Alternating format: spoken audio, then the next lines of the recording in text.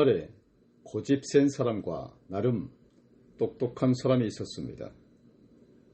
둘 사이에 다툼이 자주 일어났는데 고집 센 사람은 4 곱하기 7은 27이라고 주장하였고 똑똑한 사람은 4 곱하기 7은 28이라고 주장했습니다. 한참을 다투던 둘은 답답한 나머지 마을 원님께 찾아가서 시비를 가려줄 것을 요청하였습니다. 원님이 한심스러운 표정으로 둘을 쳐다본 뒤 고집 센 사람에게 말했습니다. 4 곱하기 7이 27이라 말하라 했느냐?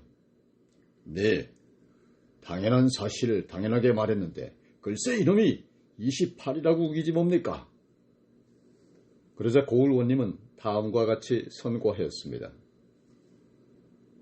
27이라 답한 놈은 풀어주고 28이라 답한 놈은 곤장을 10대 치도록 하라. 고집 센 사람은 똑똑한 사람을 놀리면서 그 자리를 떠났고 똑똑한 사람은 억울하게 곤장을 맞았습니다. 곤장을 맞은 똑똑한 사람이 원님께 억울함을 하소연하자 원님의 대답은 4 곱하기 7은 27이라고 말하는 아둔한 놈이랑 싸운 내 놈이 더 어리석은 놈이다. 이 유머는 우리에게 똑똑한 사람보다는 지혜로운 사람이 되라고 하는 교훈을 주고 있습니다. 오늘 본문을 보면 예수님께서는 마지막 시대를 살아가는 우리에게 필요한 것은 지혜 있고 충성하는 자가 되라고 교훈하고 있습니다. 신앙생활하는 우리 그리스도인들은 구체적으로 어떤 자세로 이 시대를 살아가야 할까요?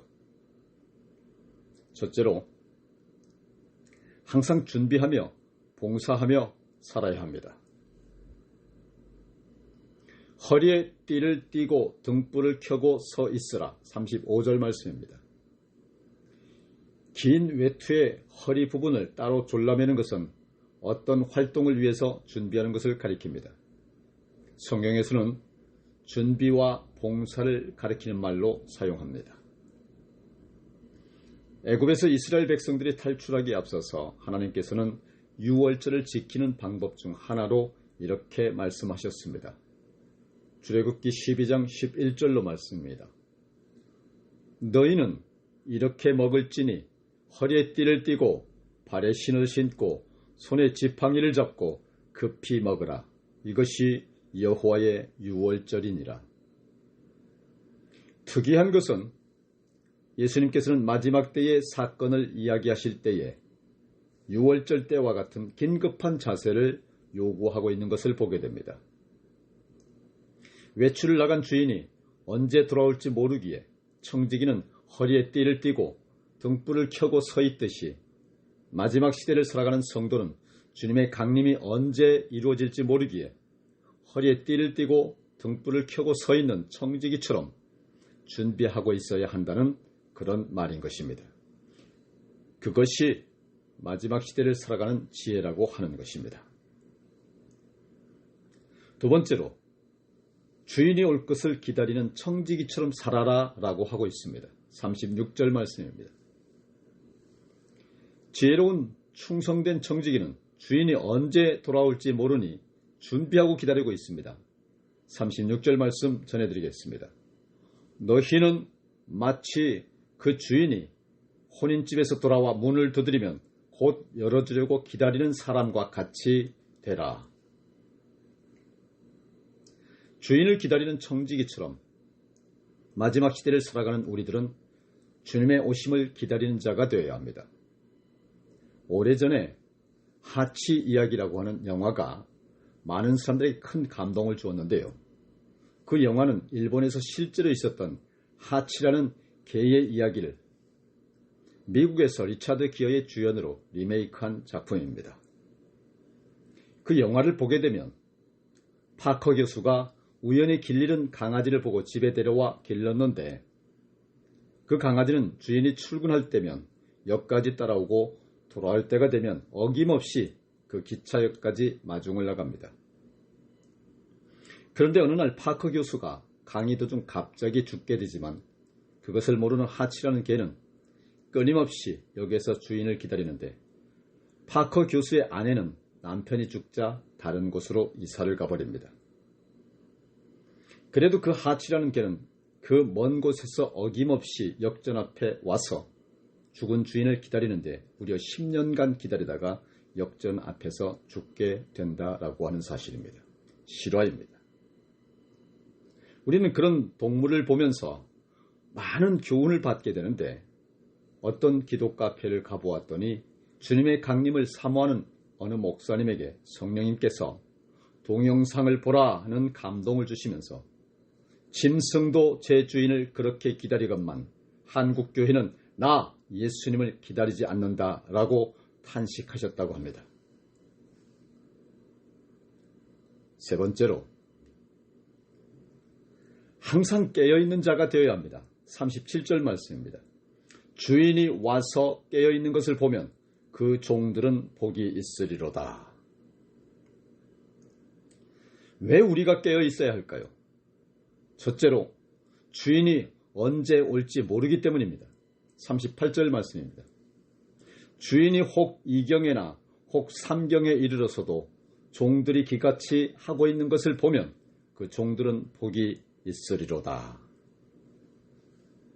주인이 외출을 갔습니다. 그런데 그 주인이 언제 돌아올지 모릅니다. 예수님께서 말씀하신 2경이란 밤 9시부터 자정까지의 시간을 말합니다. 주인이 돌아오지 않았는데도 종이 자고 있다고 한다면 이것은 종이 할 일이 아닙니다. 종은 주인이 언제 들어올지 모르기 때문에 허리에 띠를 메고 깨어 있어서 주인이 문을 두드리면 곧바로 뛰어나가 맞이해야 합니다. 그러므로 깨어 있어야 한다고 하는 것입니다.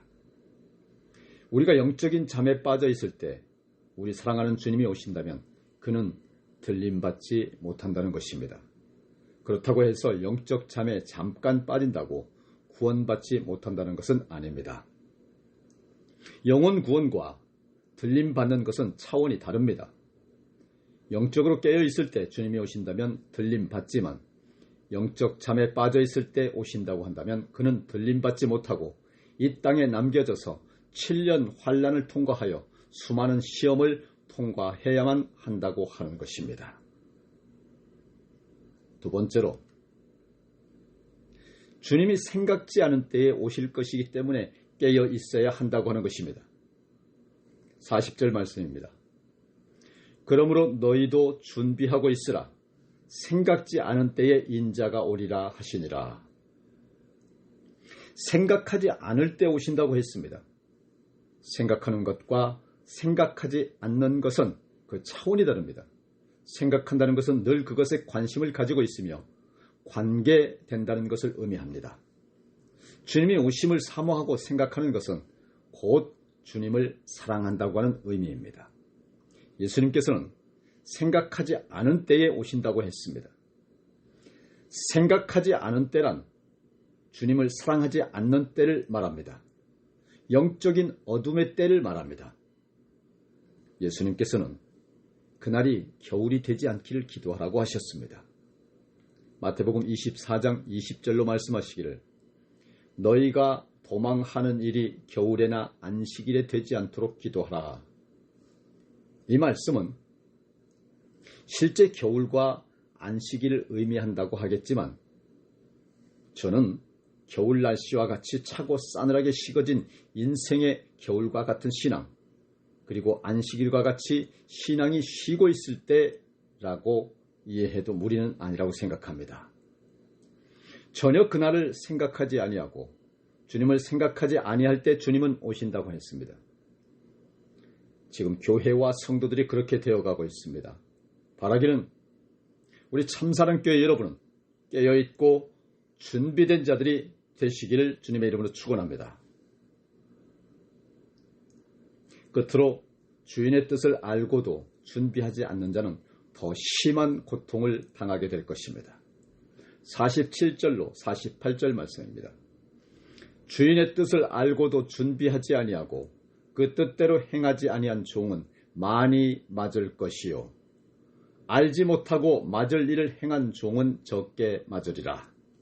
무릇 많이 받은 자에게는 많이 요구할 것이요 많이 맡은 자에게는 많이 달라 할 것이니라.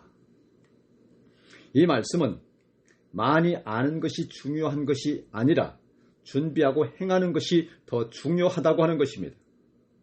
아는 것은 신앙이 아닙니다. 깨닫는 것도 신앙이 아닙니다.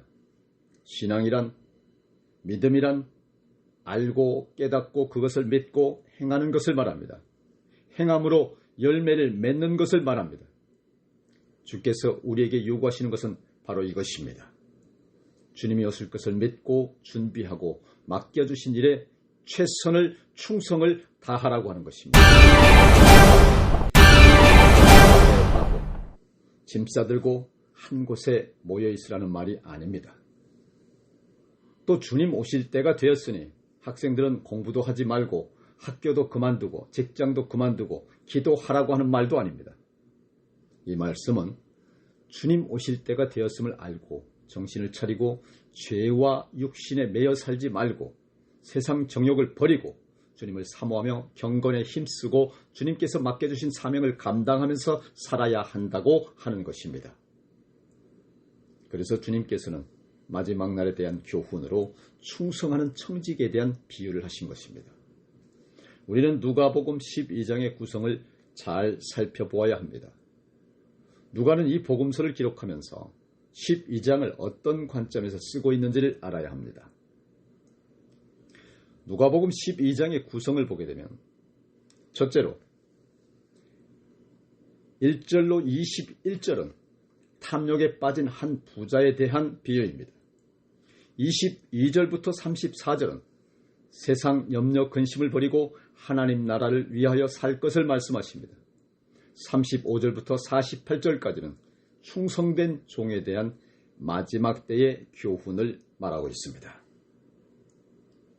그러므로 누가는 이 복음서를 기록하며 강조하는 것은 주님 오실 때 들림받고 주의 은혜를 입을 자는 탐욕에 빠지지 않고 세상을 사랑하지 않고 세상 염려와 세속에 젖지 않는 자로서 주님의 오심을 준비하며 깨어있는 충성된 자라고 하는 것입니다.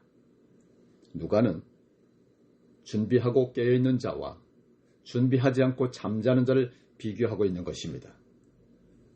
누가 준비하고 깨어있는 자입니까? 허리에 띠를 띠고 주의 일에 충성하는 자입니다. 주님을 기다리는 자입니다. 잠자지 아니하고 깨어있는 자입니다. 그럼 반대로 누가 잠자는 자일까요? 이 세상 물질의 목적을 가지고 거기에 매인 자입니다. 15절 말씀입니다. 육신을 위하여만 사는 자입니다. 16절로 21절 말씀입니다. 이 세상에 있는 것 때문에 염려하는 자입니다. 22절 말씀입니다. 저는 몇 년 전부터 선지적 비전을 가지고 말씀을 전해왔습니다. 그러나 한 가지 걱정이 되는 것은 여러분들이 아는 지식으로 나는 준비된 자다라고 착각하는